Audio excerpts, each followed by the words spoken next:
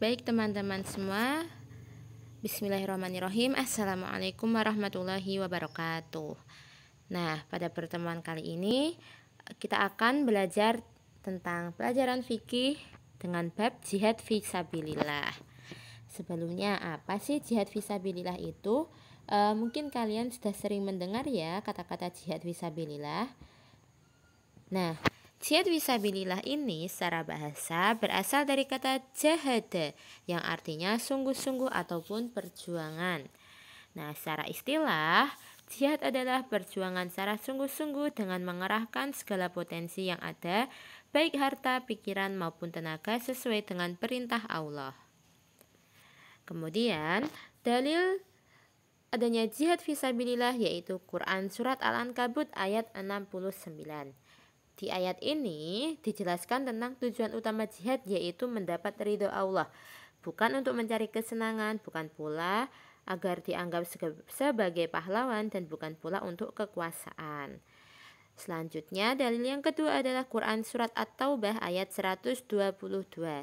Nah, di ayat ini menjelaskan tentang jihad adalah mengerahkan segala kemampuan untuk melaksanakan perintah Allah. Hukum jihad yang pertama adalah fardu ain atau wajib bagi setiap muslim. Ya, jadi di sini ada perbedaan pendapat ulama. Ya, yang pertama adalah fardu ain, yang kedua adalah fardu kifayah. Fardu kifayah itu apa? Fardu kifayah adalah jika sebagian muslim telah melaksanakan jihad, maka gugur kewajiban sebagian muslim lainnya. Begitu juga sebaliknya. Ketika kok ternyata sebagian muslim belum ada yang melaksanakan jihad ya, maka otomatis umat Islam bisa mendapatkan dosa. Kemudian macam-macam jihad yang harus kita ketahui. Yang pertama adalah berjuang melawan hawa nafsu atau jihadun nafas. Menurut Ibnu Qayyim al-Jauziyah, jihad ini adalah jihad yang tertinggi. Jihad ini ya karena kita melawan hawa nafsu, maka kita harus harus berpegang teguh dengan Allah dan juga meniti jalannya yang lurus, yaitu agama Islam. Perintah-perintah Allah, menjauhi maksiatnya. Nah, kemudian yang kedua contohnya adalah berjuang melawan setan. Jihad ini dengan cara membuang segala keraguan dan kebimbangan dalam beriman, serta menolak keinginan berbuat kerusakan dan menolak syahwat yang berasal dari setan. Kemudian jihad yang ketiga adalah berjuang melawan musuh yang nyata. Jihad ini dengan menjunjung tinggi agama Islam dan juga memerangi orang-orang kaum kafir ataupun orang-orang yang benci dan juga orang-orang yang tidak suka dengan agama Islam. Nah, terkait bidang-bidang jihad apa saja ya bidang-bidang jihad yang harus kita ketahui, yaitu yang pertama adalah jihad ilmu dan pendidikan. Oke, kita akan membahas dari segi Muhammadiyah ya. Oke, Muhammadiyah ya, kita organisasi Muhammadiyah itu juga berjihad dalam ranah ilmu dan juga pendidikan. Contohnya yaitu dengan mendirikan lembaga-lembaga pendidikan. Sangat banyak sekali bisa kita temui lembaga pendidikan milik Muhammadiyah, dari TK Aba maupun hingga Universitas Muhammadiyah di berbagai wilayah.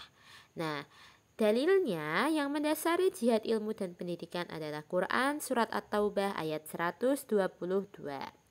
Selanjutnya yang kedua adalah jihad sosial. Muhammadiyah berjuang gigih dengan membentuk Majelis Pelayanan Sosial ataupun MPS untuk mengentaskan kemiskinan dan meningkatkan kualitas hidup yang dilandasi semangat menegakkan keadilan. Nah, dalam hal ini MPS mengoptimalkan tata kelola rumah sakit untuk memberikan kemudahan bagi anggota dan masyarakat umum yang mengalami masalah kesehatan. Sebenarnya dalam hal sosial juga masih ada yang lainnya ya selain rumah sakit. Nah, seperti yang kita ketahui mungkin rumah sakit milik Muhammadiyah itu contohnya RSPKU ataupun RS Aisyah. Nah, yang ketiga ada yang namanya jihad politik. Nah, Muhammadiyah ini juga berjihad politik dengan cara politik adiluhung atau high politik. Nah, di sini Muhammadiyah berperan sebagai amar ma'ruf nahi mungkar yang artinya menegakkan kebenaran dan juga mencegah yang mungkar. Muhammadiyah harus dapat membuktikan secara teoritis konsepsional, secara operasional dan secara konkret real bahwa ajaran Islam mampu mengatur masyarakat dalam negara Republik Indonesia yang berdasarkan Pancasila dan Undang-Undang Dasar 1945 menjadi masyarakat yang adil dan makmur serta sejahtera, bahagia material dan spiritual yang diridhoi Allah. Kemudian selanjutnya yaitu kita akan belajar tentang imaroh. Apa itu imaroh? Nah, kita harus tahu ya, imaroh adalah kehidupan bernegara. Kalau tadi kita sudah membahas tentang jihad fisabilillah, sekarang kita membahas kehidupan bernegara. Imaroh ini berasal dari kata amaro yang berarti memerintah. Kemudian kita artikan sebagai pemerintah. Dasar hukum imaroh terdapat dalam Quran Surat An-Nisa ayat 59. Nah, fungsi imaroh atau fungsi kehidupan bernegara itu apa? Yaitu menjalankan kehidupan bernegara sesuai dengan syariat Islam yang membawa pada terciptanya masyarakat yang adil, makmur, dan sejahtera. Nah, imaroh ini tentu saja atau kehidupan bernegara itu tentu saja mempunyai asas. Jangan sampai kita hidup bernegara tapi tidak memiliki asas ataupun landasan ya. Yaitu ada 6 asas ya. Yang pertama adalah asas konstitusional. Penyelenggara negara harus memperhatikan asas musyawarah, keadilan, persamaan, kebebasan, dan pertanggungjawaban keadilan negara. Nah, kemudian konstitusi negara ini tidak boleh jika bertentangan dengan prinsip-prinsip hukum yang ditetapkan oleh Allah dan juga Rasul-Nya. Ya, kemudian yang kedua adalah asas musyawarah. Asas musyawarah ini dilandasi oleh Quran surat An-Nisa ayat 59. Allah secara tegas memerintahkan jika terjadi perselisihan pendapat agar dikembalikan kepada Allah dan juga Rasul-Nya. Nah, seperti yang kita ketahui, keputusan musyawarah yang paling tinggi nilainya adalah yang dicapai dengan kesepakatan bersama ataupun ijma.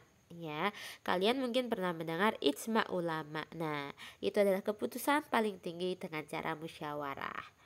Kemudian yang ketiga ada asas keadilan. Dalam kehidupan bernegara, aspek keadilan paling penting adalah keadilan hukum dan juga sosial. Yang keempat ada asas persamaan. Penekanan pada persamaan perlakuan dan terpenuhinya HAM dilandasi oleh Quran surat Al-Hujurat ayat 13. Dan yang kelima ada asas kebebasan.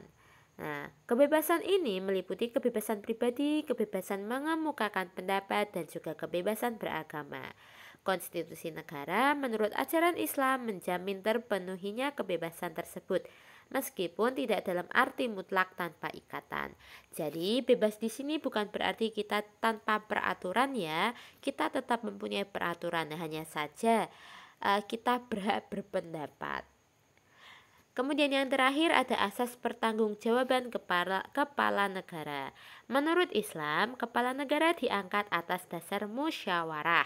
Kepala negara adalah orang yang memperoleh kepercayaan dari umat untuk memegang pimpinan tertinggi negara. Oleh karenanya, kepala negara tidak hanya bertanggung jawab kepada Allah, tetapi juga kepada umat yang telah memberikan kepercayaan jabatan pimpinan kepadanya.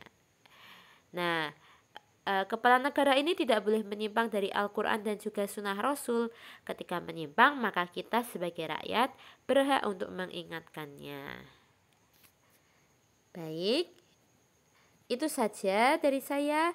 Jika ada yang masih kalian bingungkan terkait jihad fisabilillah dan juga imaroh atau kehidupan bernegara, bisa silahkan ditanyakan kepada saya via kolom komentar ataupun WA.